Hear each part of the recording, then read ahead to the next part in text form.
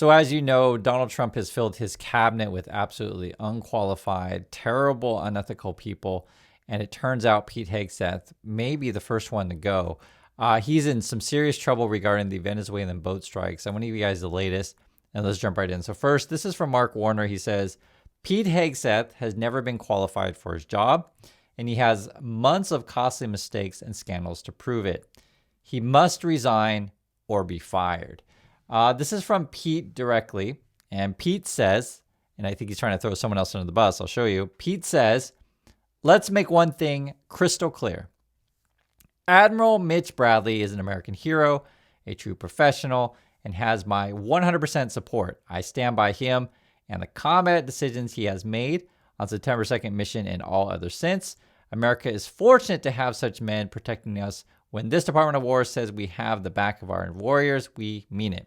And when I read this stuff, the first thing that comes to my mind is like Pete Hegseth is looking to stab someone in the back. That's like literally what I see here, because it's interesting the language of, 100% of my support, right? You're really just trying to show that the other guy did it, 100%, the other guy did it, right? Because look at this. This was yesterday. Trump says he believes Hegseth 100% on Venezuelan drug boat strike denial amid allegations. It's like these people go to the same script writing place to come up with their defense, right? Seriously. Trump's like, I don't know about it. I just trust Pete 100%.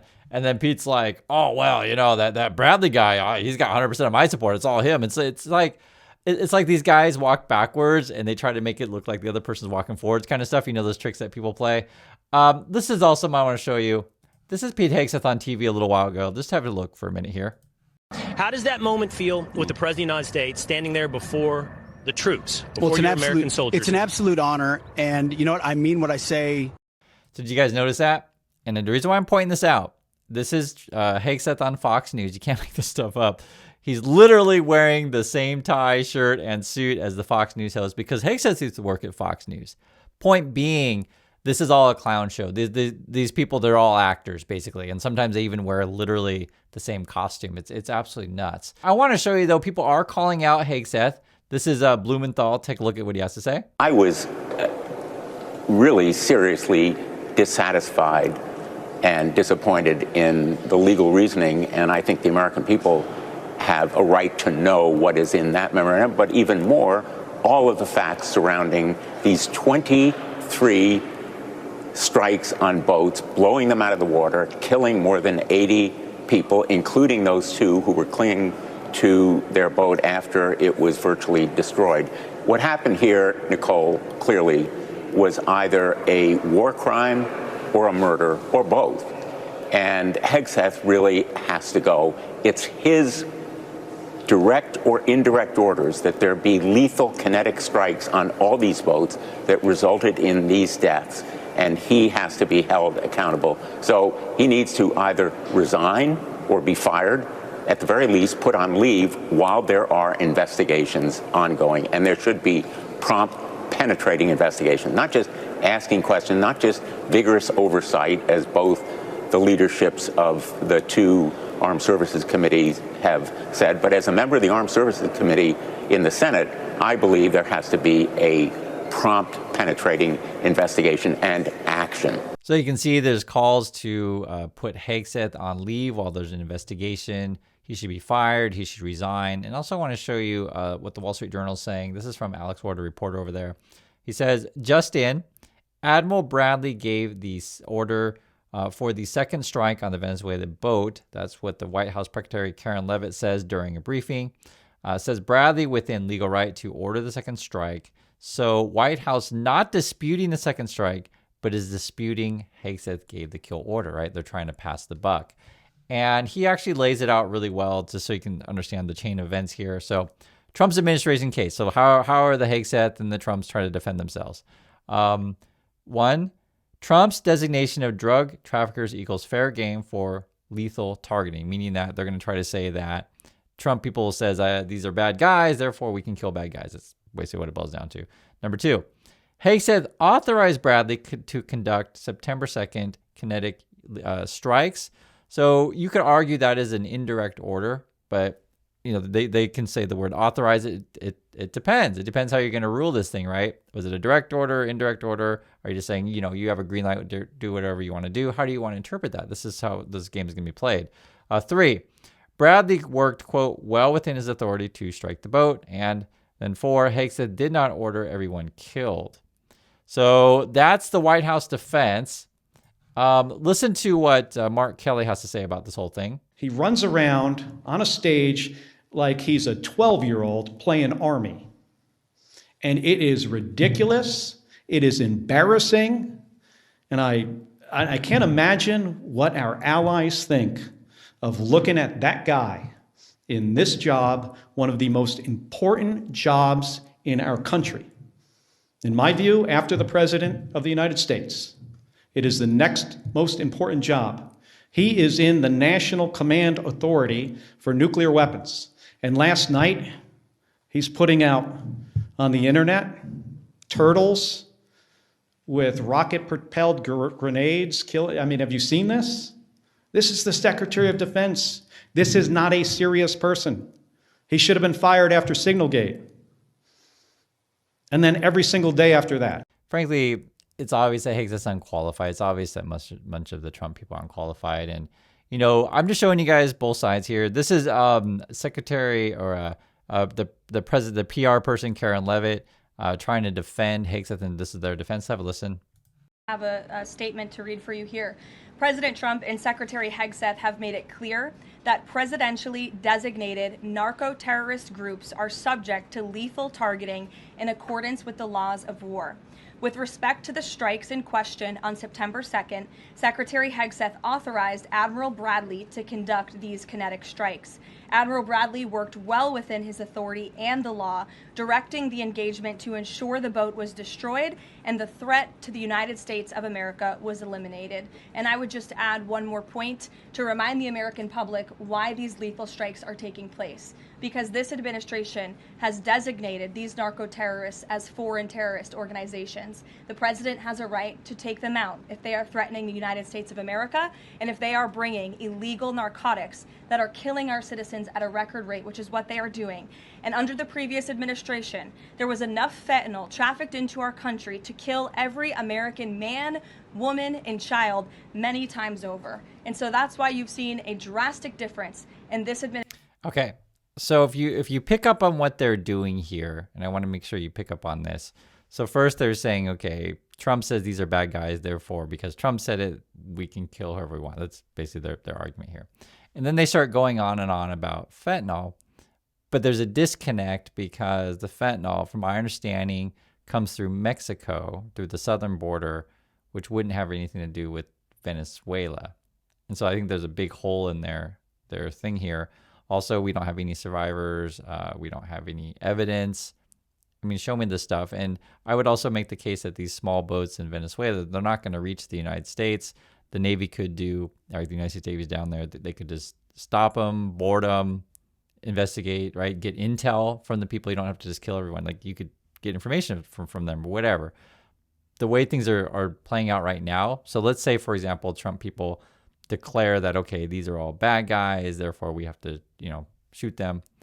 Well, in this situation, why this one's so serious is that, okay, you shot them, and you could argue whether or not they're even a threat at all. So you could argue that one. So that's case number one, the first, say, missile strike. But then the second one is, now that you're engaged, they're clearly like two people clinging to a burning boat, that they're non-combatants at that point. Like they're not lethal, they're not dangerous. And then to shoot on them again, it's a war crime. Just to be perfectly frank on that. So I think that's why they're passing the buck around.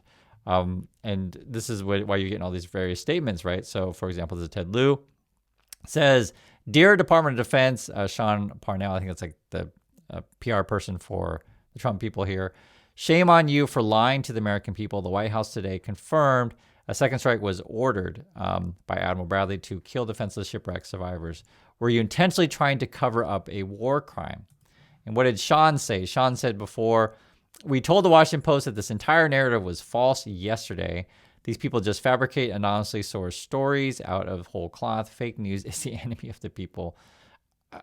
I mean that's their defense. I'm just showing you guys what it is. This is a Congresswoman, Sydney Kamala-Gerdove, says, "You can't post your way out of accountability for potential war crimes. Leave Franklin out of this. You better get ready to comply with some subpoenas, right? And that's Hegseth. He's like, this is Hegseth's response. They just like, I'll just tweet out some meme of a turtle shooting a boat. It's ridiculous. This is also another person, Burgess Everett, says, Rand Paul real fired up about this. Quote, yesterday they said, absolutely, Pete says he didn't do it. And then today they admit that he did it. You think they would be ramifications? Was he incompetent enough to know that it happened, or was he lying yesterday? He tells them before, right? Here's more. And I just want you to see different opinions on this stuff from Chuck Todd. If Secretary of Defense doesn't understand what the basic rules of engagement are and what's legal and what's not, then why is he even in the office in the first place? Heck of a job, U.S. Senate. He's literally mocking the U.S. Constitution and the U.S. Congress and humiliating, embarrassing America worldwide with his childish tantrum, right? So that's, again, referring to Hegseth.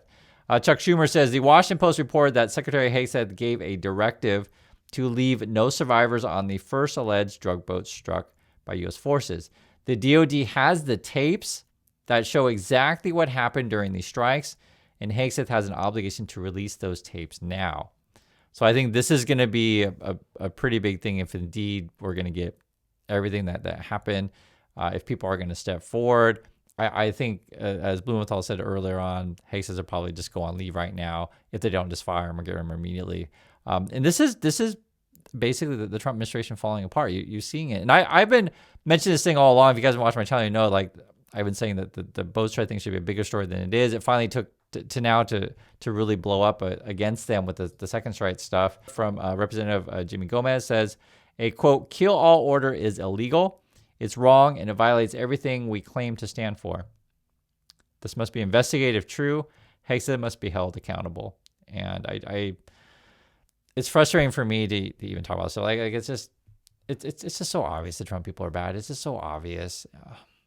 You know, as I talk about in my last video, you know, the problem you have with right now with, you know, Americans, many are apathetic, many are under, you know, financial problems, which I understand. Like if you have struggles putting food on your table, maybe you're not paying attention to this kind of stuff, but it's all related because it shows how Trump people are just completely incompetent. And that leads to why you're struggling so badly or why the system is so unfair.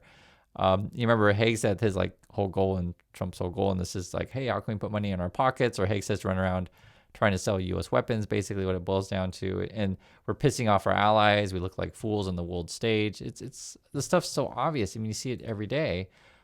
Chris Murphy, regarding to what Hegseth said today, he says, oh boy. You also got this from Maria Cardona, says, this is downright disgraceful that Pete Hegseth thinks this is a joke. Says everything about his fitness of the Secretary of Defense, and he may also speak volumes about how sure he is that he will not be held accountable. Let's prove him wrong. Yeah, I mean, you could argue that Hegseth and his, you know, hubris when he tweets all this kind of stuff, like he's been doubling down of like, oh, we're gonna, you know, kill people at the bottom of the ocean, this kind of stuff. You'll hear him say these things. Chuck Schumer also says this. Let me be clear. If Donald Trump continues his actions against Venezuela, we will immediately file a war powers resolution to block deployment of U.S. forces to Venezuela. The power to declare war lies solely in the hands of Congress, not Donald Trump. Which, yeah, you should right away. I mean, I just no regular American's gonna want to go with this to attack Venezuela. It's crazy. This is also interesting as well.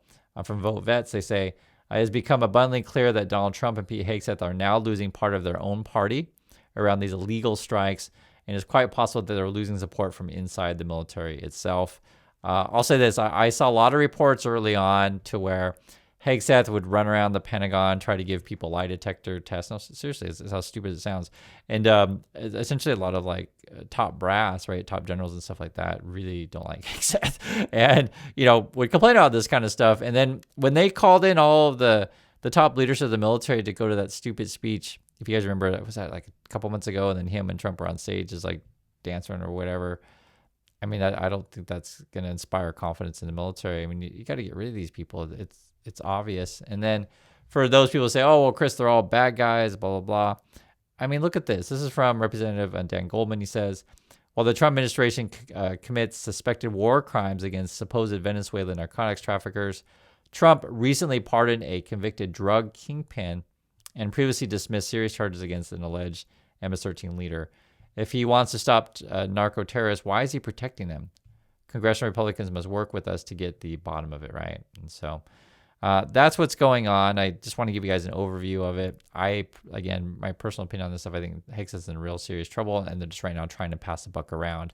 I haven't seen any statements from the admiral yet on this. We may not see one for a while. We'll see as we keep this updated. But I think this stuff is going to move really fast. And like I said, I'm kind of with Blumenthal on this one. Hegseth will probably leave right away, and then Trump will have to decide: do I fire him or resign? But the other way you could take it is these people admit no faults. But I don't know. When the tapes come out, I'm sure something's going to come out on this one. It's going to get ugly. So that's my thoughts on this. I want to hear yours, and I'll catch you on the next video.